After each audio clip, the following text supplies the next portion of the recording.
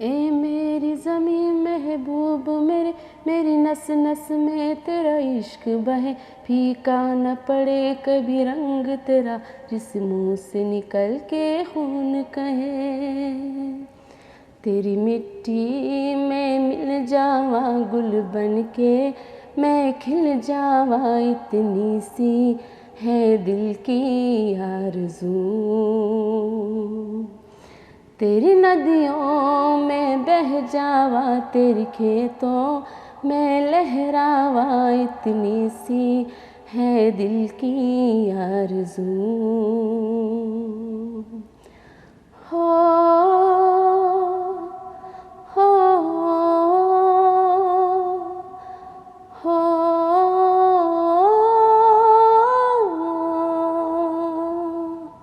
तेरी मिट्टी में मिल जावा गुल बन के, मैं खिल जावा, इतनी सी है दिल की आरज़ू।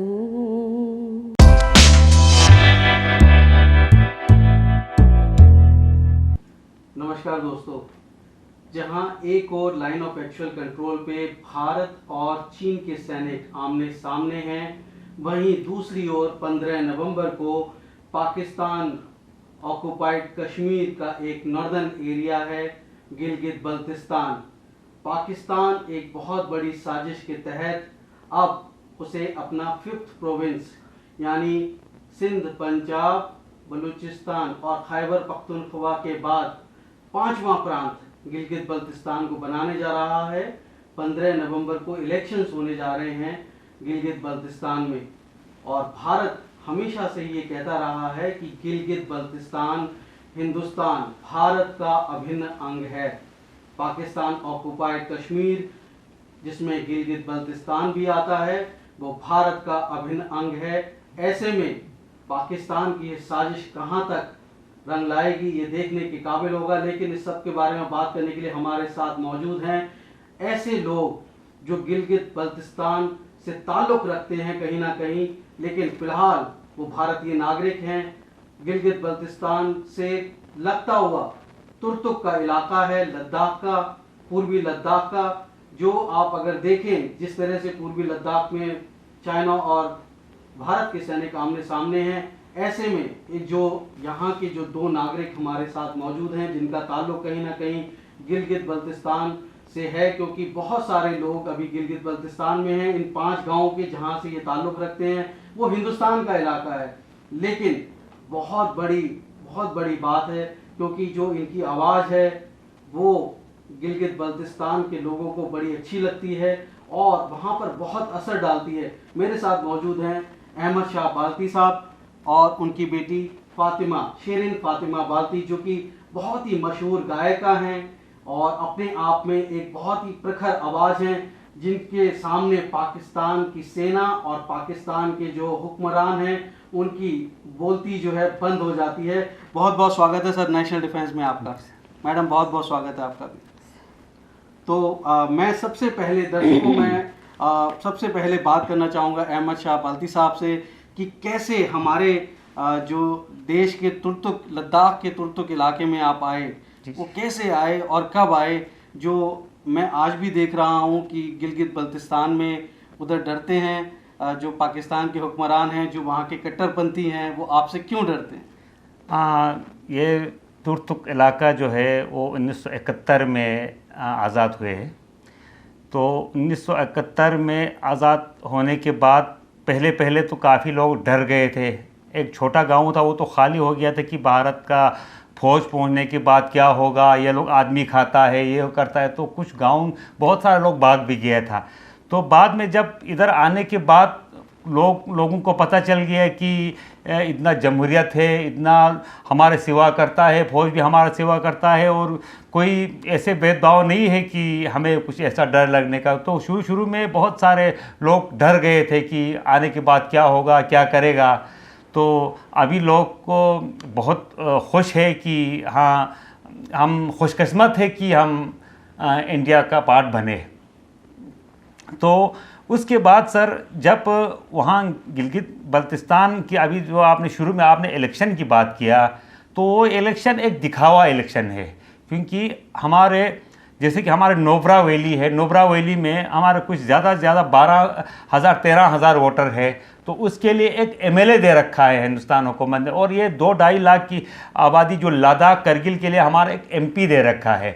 उनका कोई भी जो वहाँ के कोई वहाँ पाकिस्तान की असेंबली में गिलगित बल्तिस्तान से कोई नुमाइंदा वहाँ नहीं है।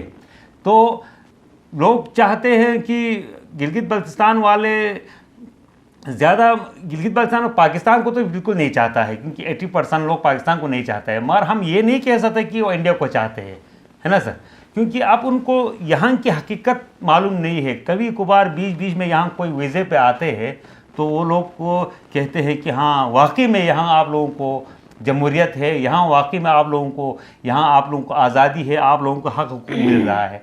तो यही जो है वहाँ कभी कभार मेरा एक मतलब जो आपके जो माध्यम से जो देखने वालों से सजेशन है कि गिलगित बल्तिस्तान वालों का ज़्यादा से ज़्यादा वीज़ा जो है वीज़ा दे के यहाँ इंडिया में आने का मौका देना चाहिए, ताकि वो लोग यहाँ आके देखें कि क्या है। जो यहाँ कुछ लोग जो पाकिस्तान के जो कुछ जो आतंकवादी संगठन है वो वहाँ उनको ज़्यादा भड़काता है कि ये करता है वो करता है, इंडिया में ये है वो है।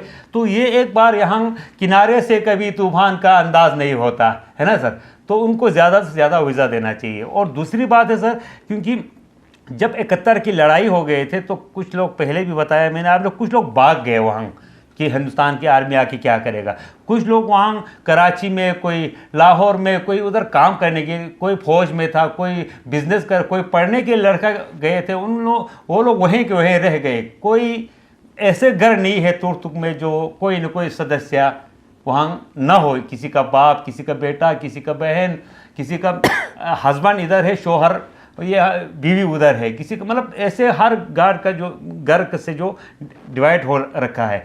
तो इस तरह हम ये भी चाहते हैं सर कि हमारे गवर्नमेंट से भी हम ये अपील करते हैं कि जो जिस तरह करतारपुर कॉरिडोर जो वहाँ वो किया है, उनसे जो उन फैमिलीज़ को भी एक दूसरे के मिलने के लिए या कोई मीटिंग पॉइंट बनाया जाए हमारे जो वहाँ बॉर्डर पर, या वो जो तुर्तुक खपलू रोड को खोला जाए, ताकि उनको यहाँ आने के बाद उनको हकीकत मालूम पड़ जाए कि हिंदुस्तान किस चीज़ का नाम है, हिंदुस्तान क्या है। जी तो दोस्तों मैं थोड़ी पृष्ठभूमि बता देता हूँ कि जब हिंदुस्तान आज़ाद हुआ, हिंदुस्तान और पाकिस्तान अलग अलग देश बन गए बंटवारे के बाद में, तो पाकिस्तान ने भारत पर हमला कर दिया अक्टूबर में 1947 में। तो उसके बाद जो नॉर्दर्न एरिया था, जो गिलगित बल्तिस्तान था और पाकिस्तान जिसे वो आज़ाद कश्मीर कहते हैं, पाकिस्तान ऑक्युपाइड कश्मीर, उसको पाकिस्तान ने कब्जा कर लिया।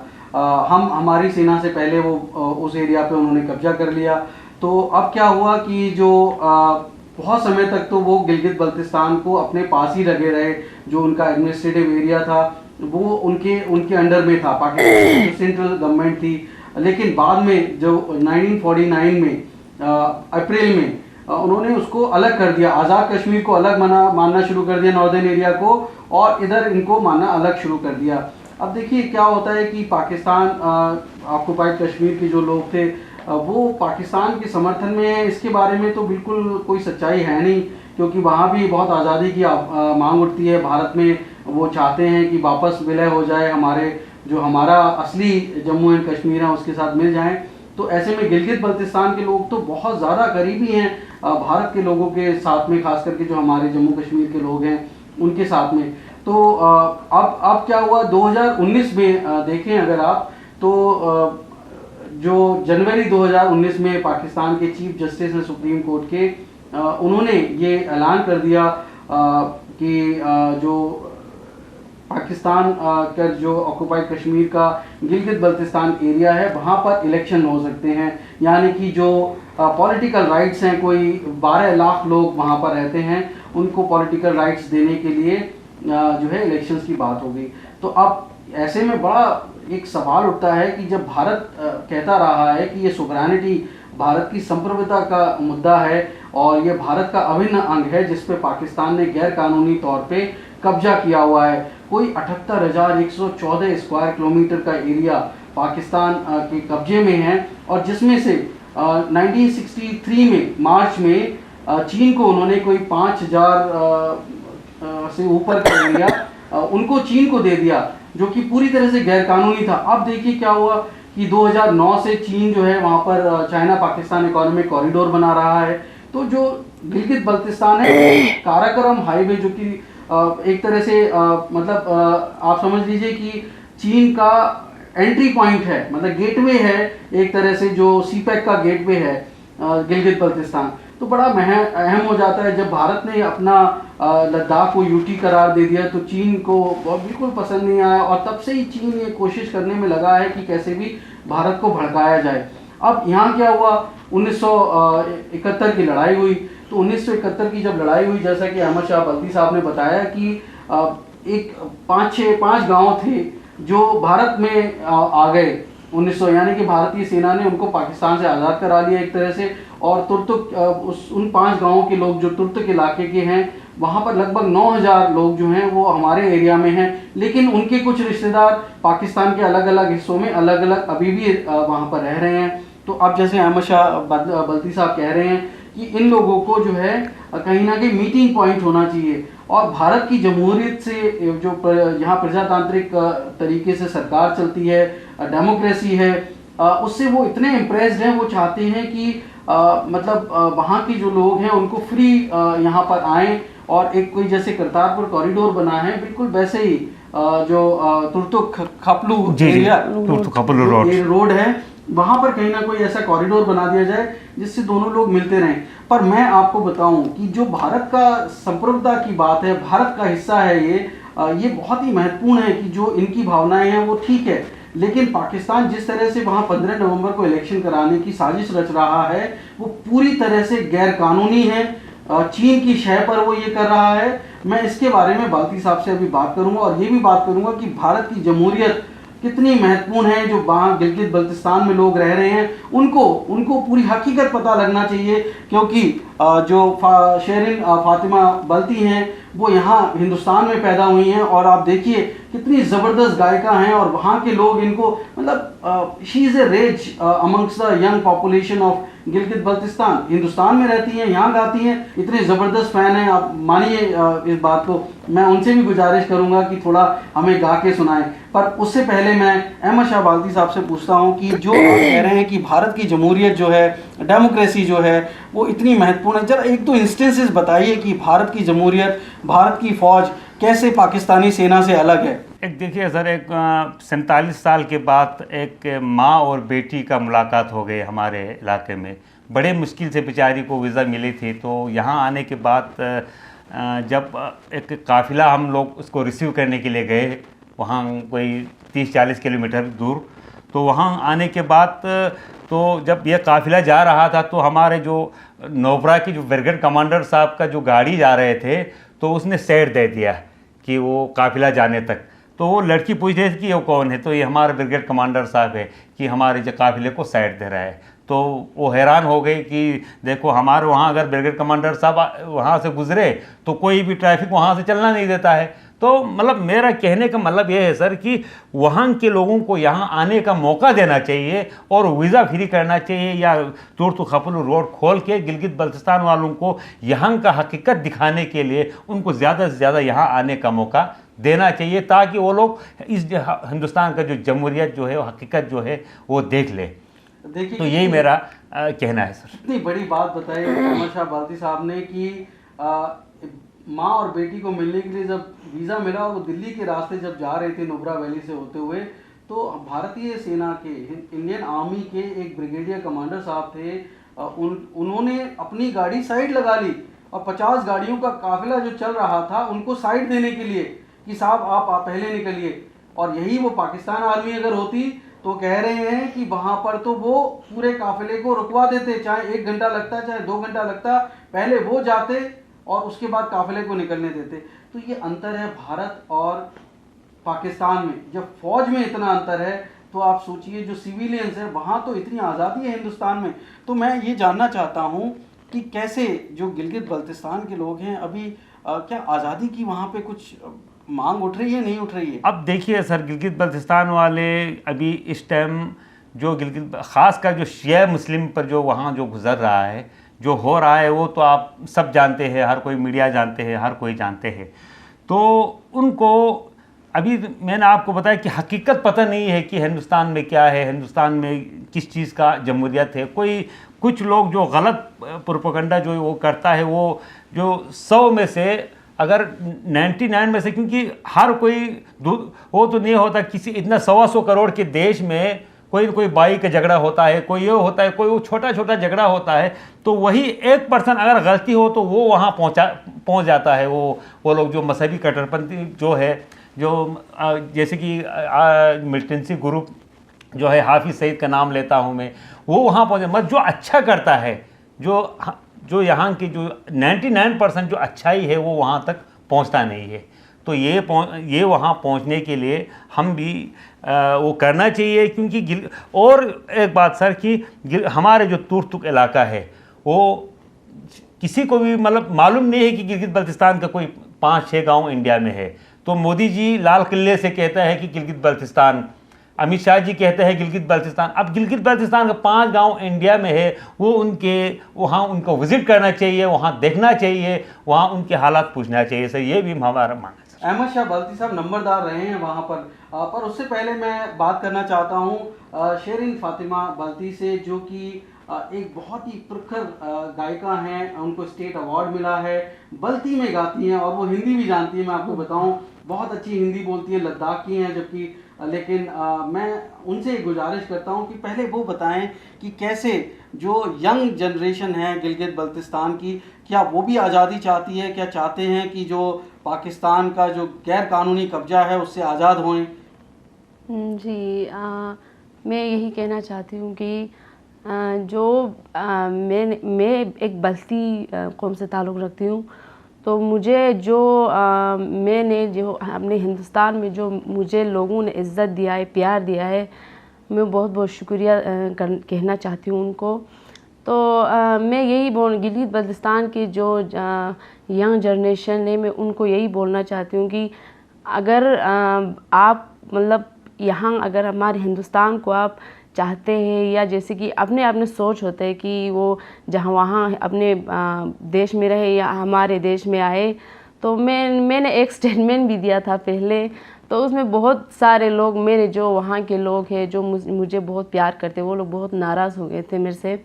तो मैंने कोई गलत बात नहीं कही थी उस वक्त, क्योंकि मैंने यही कहा था कि जो हमारे यहाँ बिछड़े हुए लोग हैं, जो हमारे जो तुर्त इलाके में जो लोग हैं, उन लोगों को मैं सिर्फ उन लोगों को मिलाना चाहती थी, मैं उन लोगों को एक साथ करना चाहती थी, इसलिए मैंने ये स्टेटमेंट दिया था। तो मैं यही गुजारिश करना चाहती हूँ कि आप लोग जहाँ भी रहे खुश रहे, और जो मुझे यहाँ इज़्ज़त मिला है और जो मुझे यहाँ हिंदुस्तान में प्यार मिला है, मैं बहुत खुश हूँ, और यही आपको कहना चाहती हूँ बस। तो जो शेरिन फातिमा बाल्ती हैं वो गाती हैं। इससे पहले मैं अहमद शाह बल्ती साहब से आगे बात जारी रखूं, मैं गुजारिश करना चाहता हूं कि जो आप इतनी यंग जनरेशन जो है, जो हमारे लद्दाख की जनरेशन है या गिलगित बल्तिस्तान की पॉपुलेशन है, यंग पॉपुलेशन है, वो कैसे पूरे पीओके में आप इतना ज़बरदस्त फ़ैन फॉलोइंग है आपकी, तो उनके लिए ज़रा एक कुछ गा के सुनाइए, बल्ती में ही सुनाइए पहले, और फिर बाद में गुजारिश करूँगा कि आप हिंदी में गाइए। जी, मैं अभी जो मैंने एक न्यू सॉन्ग गाई थी बल्ती में, मैं थोड़ी सी वो गाऊंगी, क्योंकि तो गला थोड़ा ख़राब है फ़िलहाल। जोगार नगार तुन सेरे शो चालू सुर कांगोला, वखनम जोगार नगार तुन सेरे शो चालू सुर कांगोला, सोंग को सुपोछर फोसिंगर दुन सेरे शो चालू सुर कांगोला, सोंग को सुपोछर फोसिंगर दुन सेरे शो चालू सुर कांगोला। Thank you. वेरी नाइस, बहुत बढ़िया। देखिए ये कितना ज़बरदस्त गाना गाया है। बेटी गाती हैं और ये जो बोल लिखते हैं वो उनके पिता यानी कि अहमद शाह बाल्ती साहब लिखते हैं। बाल्ती साहब, मेरे दर्शकों को ज़रा बताइए कि इस गाने का मतलब क्या हुआ? हाँ, ये तो मैंने नहीं लिखा है, ये तो बल्तिस्तान के एक सबसे मशहूर जो ग़ुलाम हुसैन बल्गारी साहब है, वो उसने भेजा था लिख के। जितना भी जो पाकिस्तान में जो गाना लिखने वाला है वो गाना भेजते हैं इनको, तो ये आप गाइए। तो मैंने भी काफ़ी गाना लिखे हैं, बेटी ने गाए हैं। तो बोलता है कि ये ज़माना कैसा कैसा बदल गया, क्योंकि रोमांटिक है तो सिर्फ हम इसको दिल में सोच के बैठने का ही वो है, बाकी ये ज़माना किधर से किधर पहुंचा। और जो सुना और जो जितना भी सुना, जितना भी हमने देखा, वो सब झूठ हो गया कि ये अब सिर्फ यही एक रह गया कि हम अपने जो चाहने वाले के करीब नहीं पहुंचे। मतलब ऐसे थोड़ा रोमांटिक गाना है जो बलगारी साहब जो बल्तिस्तान में उसने लिखा है जी। तो ज़्यादातर वहाँ के जो अच्छे अच्छे लायरिक्स है उनका भी, और मैंने भी गाने लिखे हैं काफ़ी, वो हाँ 8-10 गाने मेरे भी गाई है बेटी ने। तो उसमें कुछ देशभक्ति सॉन्ग भी मैं गुजारिश करूंगा कि एक जरा गा के सुनाएं। आपका लिखा हुआ कोई गाना? जी मेरे लिखा हुआ गाना अब ये, क्योंकि पहली बार हमने बल्ती में एक देशभक्ति सॉन्ग लिखा था मैंने। अच्छा। बल्ती में पहली देशभक्ति सॉन्ग, तो थोड़ा दी दुनिया दा दी दुनिया दे रंग रंग में दो चियुत पिछाड़ चियोर, दी दुनिया दे रंग रंग में दो चियुत पिछाड़ चियोर, रंग रंग में दो गुनियत पी छर पो हिंदुस्तानी, रंग रंग में दो गुनियत पी छर पो हिंदुस्तानी। हाँ जी सर, आप इसका एक लाइन का मैं आपको तर्जुमा करता हूँ कि इससे इस दुनिया में एक ऐसा जो बागीचा है जिसमें अलग अलग तरीके के फूल खिले हुए हैं, वो जगह जो है मेरा हिंदुस्तान है। वाह। ये मैंने लिखा है जो पहला बस्ती में जो गाना है। कितना मतलब दिल से आप सोच के देखिए कि क्या बात कह रही, एक छोटी सी लाइन और इतनी मधुर आवाज़ में जो शेरिन फातिमा ने गाया। अहमद शाह बल्ती साहब के जज्बात देखिए आप, मतलब हमारा सीना गर्व से चौड़ा हो जाएगा। मैं मतलब आपको सल्यूट करता हूँ सर, और आपको भी सल्यूट करता हूँ कि जो आप हमारे हिंदुस्तान के लिए इतना अच्छा सोचते हैं और हम सब को एक बांधे हुए हैं आप लोग। तो मैं शेरिन आपसे जानना चाहता हूँ कि जो पाकिस्तान की जो यंग जनरेशन है जो पीओके में रह रही है, जो गिलगित बल्तिस्तान में रह रही है, नर्दर्न एरियाज़ में रह रही है, क्या उनमें कोई ललक है, कोई जज्बात हैं ऐसे कि वो हिंदुस्तान के साथ मिलना चाहते हो, अपने लोगों के साथ वापस इधर आना चाहते हो? जी ऐसे तो मैं ज़्यादातर मैं उनसे मैसेज या व्हाट्सएप मैसेज जैसे कि पेज मैसेज में बात करती हूँ, तो लोग डरते हैं कि यहाँ मैं से मतलब बोलना डरते हैं कि अगर ऐसा कुछ बोल दिया तो वहाँ हमारे साथ क्या होगा।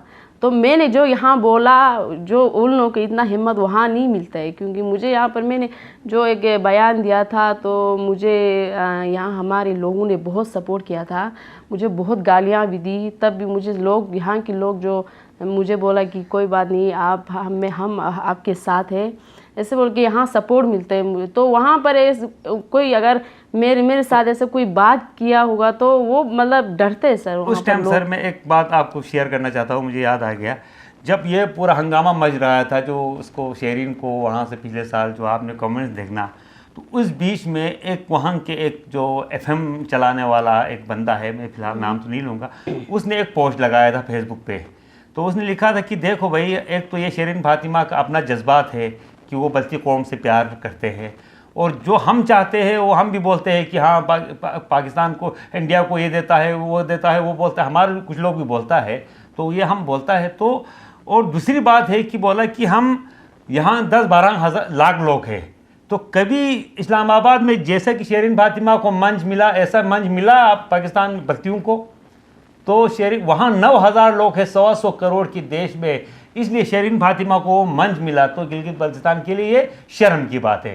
तो वो पोस्ट देने के बाद जब आगे मेरे पास है वो लिंक, मैं आपको भेज देता हूँ, उर्दू में है। तो बिल्कुल। उसके बाद वो बाकी सब जो ठंडा हो गया था जो। अब एक देखिए सर, मैं गिलगित बल्तिस्तान वालों को, मैं और मेरी बेटी की तरफ से, दोनों की तरफ से मैं यही बताना चाहता हूँ कि देखो भाई, आपको जो गलत वो इन्फॉर्मेशन जो दूसरे लोग जो देते हैं उस पर आप यकीन मत कर लीजिए।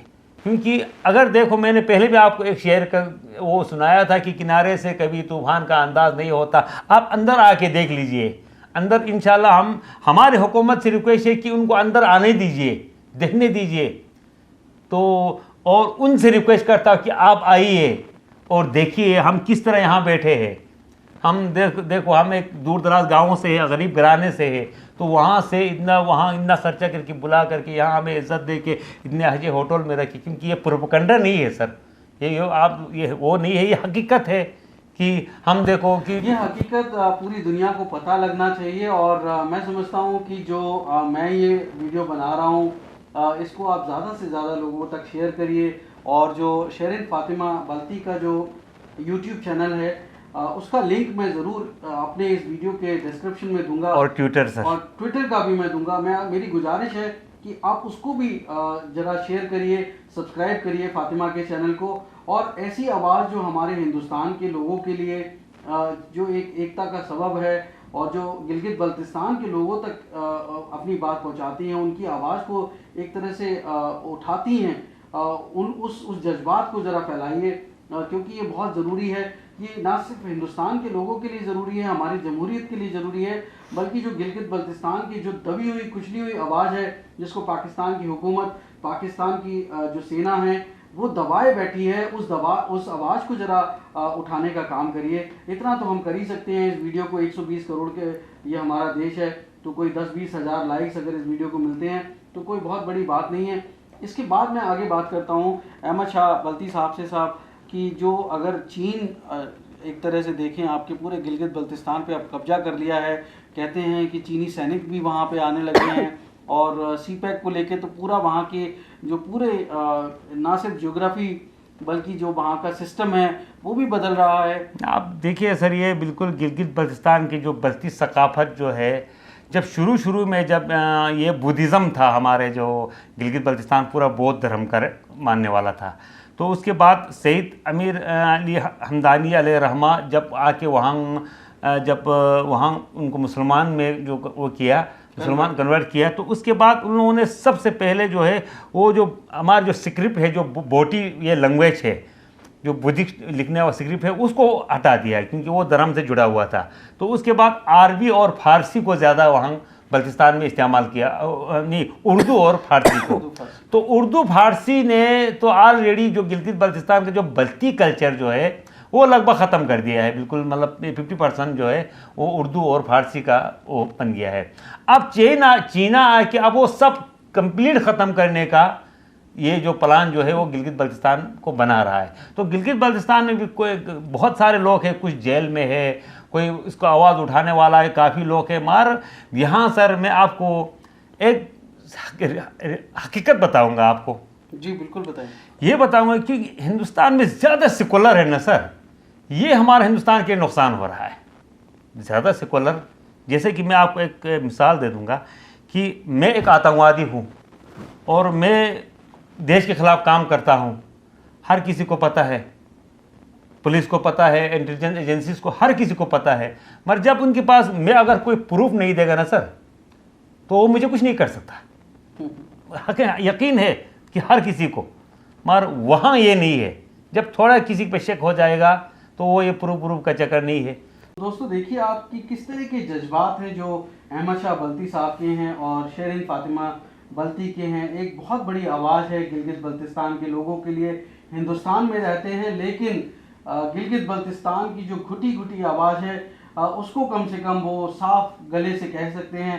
अहमद शाह बल्ती साहब और कुछ कहना चाहते हैं आप हिंदुस्तान के बारे में? मैं यही कहना चाहता हूँ सर कि देखो अभी कोई चाइना आके हिंदुस्तान को कुछ नहीं करेगा, क्या करेगा, पाकिस्तान आके क्या करेगा। मेरा ये कहना है सर कि ये देश जो है ये वली और फ़कीरों का देश है, क्योंकि बहुत पुराने जो जंगल रहते थे तो उस जंगलों में काफ़ी फ़कीर जो घास खा के अल्लाह की इबादत करने वाले काफ़ी फ़कीर लोग वली लोग रहते थे इस देश में सर। तो कोई हिंदुस्तान के में थोड़ी 30% जगह में मैं घुमा हूँ तो कोई ऐसा गांव कस्बा नहीं है जहाँ कोई पीर का कोई फ़कीर का मकबरा ना हो। तो हर कोई वहाँ मुसलमान से ज़्यादा हिंदू चादर चढ़ाते हैं और उनको वहाँ इसका रखवाली करते हैं, इज़्ज़त करते हैं, मिन्नत मांगने के लिए जाता है। तो ये फ़कीरों का देश है सर, हम उन पे आस्था रखते हैं, वलियों का देश है कि इस देश को दुनिया का कोई भी सुपर पावर, दुनिया का पूरा दुनिया मिला के अगर कुछ करना चाहे तो इनकी दुआ हमारे साथ है सर, इन फ़कीरों का दुआ हमारे साथ है। कोई भी देश हमारे हिंदुस्तान को कुछ नहीं बिगाड़ सकता। अब मैंने देखा है, मैंने 14 साल जलावतनी करने के बाद हर जो हिंदुस्तान की जहाँ जहाँ घुमा है तो वहाँ जाके पहुँचने पर हमें पता चल जाता है, जब देखता है आंखों से सामने आता है तब जाके लोगों को पता चल जाता है ये है जो दूर बैठ के जो लोग सुनता है वो गलत बात उन तक पहुंचता है, सही बात नहीं पहुंचता। कहते हैं हाफिज सईद साहब भड़काते रहते हैं हिंदुस्तानियों के खिलाफ, भड़काते रहता है। और कुछ हिंदुस्तान में भी है, कुछ लोग हैं जो आईसी रूम में बैठकर लोग गरीबों को उकसाते हैं और वो ख़ुद, क्योंकि हमारा हज़रत मोहम्मद सल्लल्लाहु अलैहि वसल्लम ने जितने जंग लड़े थे वो ख़ुद आगे चले थे। आज जो यहाँ हिंदुस्तान के अंदर जो बोलने वाला वो आ जाओ ना, वो अगर कुछ पंगा करना चाहता है तो ख़ुद आगे आ जाओ ना। जो हमारे मोहम्मद सल्लल्लाहु अलैहि वसल्लम ख़ुद पहले चलते थे, बाकियों को बाद में। उनकी हिंद के बारे में क्या जज्बात थे? किन के बारे में सर? फिर हमारे हज़रत इमाम हुसैन अलैहिस्सलाम के बारे में तो राह दो तो चले हिंद। जब करबला के मैदान में आखिरी वक़्त पे उन्होंने फरमाया था कि हमें रास्ता दे दो कि मैं हिंदुस्तान चला जाऊंगा, क्योंकि उस वक़्त 1400 साल पहले इमाम हुसैन साहब चाहते थे कि अगर मेरे परिवार के साथ अगर हिंदुस्तान में पहुंच जाए तो मेरे परिवार जो है वहाँ सेफ रहेंगे। तो मेरा उस ख्वाजा जो है, उस हमारे धर्म के जो वो है जो पूरा बच्चों को भी कुर्बान कर दे, उसने भी हिंदुस्तान आने की तमन्ना किया था। तो ये पीर फ़कीरों का देश है सर, इसके साथ यहाँ उनका दुआ है। तो अमन पसंदों का देश है, अमन पसंद लोगों का देश है। तो इस देश के लिए इंशाल्लाह हुकूमत जिसका भी रहे, मगर इस देश का आज तक ना हुआ है कुछ, इंशाल्लाह आगे कुछ कोई बुरा नहीं कर सकता, कोई बुरा नहीं कर सकता, कुछ नहीं होगा। इतनी भी वो अपने साजिशें रच लें, हिंदुस्तान का कुछ बुरा नहीं कर पाएंगे, ऐसा अहमद शाह बल्ती साहब कह रहे हैं और मैं बिल्कुल उनकी बात से इत्तेफाक रखता हूँ। पर इस सब के बीच में मैं शेरिन फातिमा से मैं गुजारिश करूँगा कि हमारे जो दर्शक हैं जो हिंदी जानते हैं उनके लिए एक हिंदी देशभक्ति गाना ज़रूर गाएं और फिर उसके साथ हम यहाँ पे अंत करेंगे इस एपिसोड का। ठीक है सर। ए मेरी ज़मीं महबूब मेरी नस नस में तेरा इश्क बहे, फीका न पड़े कभी रंग तेरा, जिस मुँह से निकल के खून कहे। तेरी मिट्टी में मिल जावा गुल बन के, मैं खिल जावा, इतनी सी है दिल की आरज़ू। तेरी नदियों में बह जावा, तेरी खेतों में लहरावा, इतनी सी है दिल की आरज़ू। हो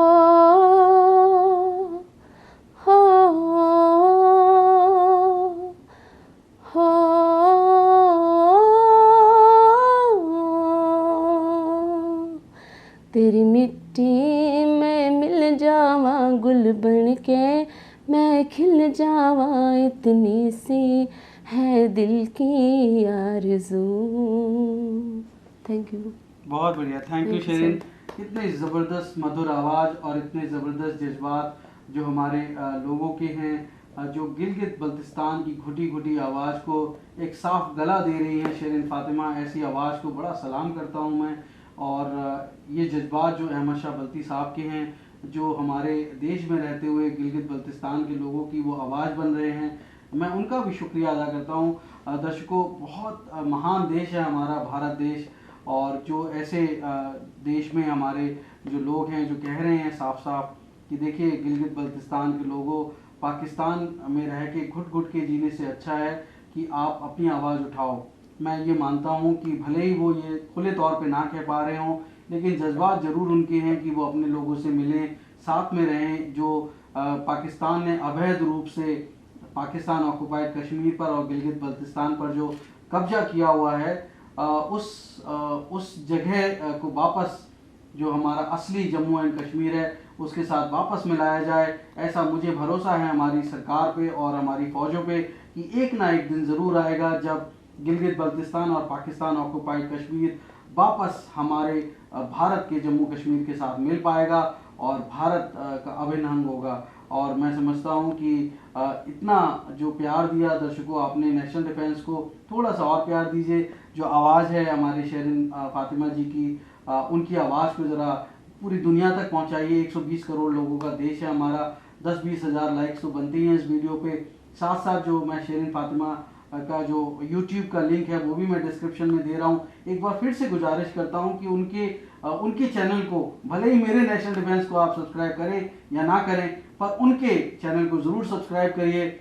और जो ट्विटर है उनका भी लिंक, उसका भी लिंक मैं आपको डिस्क्रिप्शन में दे रहा हूँ इस वीडियो के, उसको भी ज़रा सब्सक्राइब करिए, फॉलो करिए शेरिन फातिमा जी को। बहुत धन्यवाद आप लोगों का जो हमारे नेशनल डिफेंस का हिस्सा बने।